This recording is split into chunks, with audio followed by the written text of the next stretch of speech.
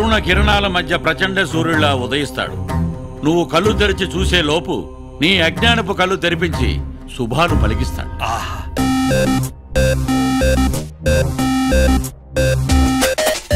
ఎవరేమడిగినా ఇవ్వాలి కదా, అందుకే దేవుడాడు.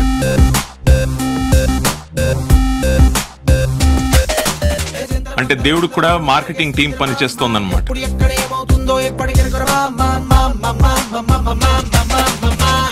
ఈ 50 లక్షలు తీసుకొని నైట్కి నైట్ ఈ స్టేట్ గోడ దుంకి జంప్.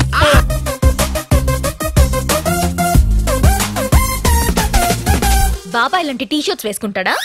టీ షర్ట్లు జొబ్బాలు మనుషులకమ్మా. భగవంతుడు ఏదన్నా వేసుకోవచ్చు, ఎలా అన్నా ఉండొచ్చు. అదిరే తడబుట్టిందే వయసే, వడబెట్టిందే మతినే, సడగొట్టిందే అసలేమై ఉంటుందే. దేవుడు 1000 కోట్లు కుమ్మేయచ్చు. మన ఎంపీలు ఎమ్మెల్యేలు బ్లాక్ మనీ ఎక్కడ దాచుకోవాలో తెలియక కొట్టు సాత్తున్నారయ్యా.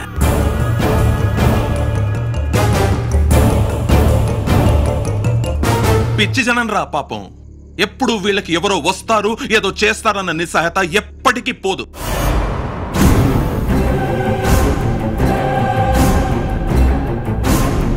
ఇప్పుడు నేను దేవుడిని, నేనేం చెప్తే అది జరుగుతుంది.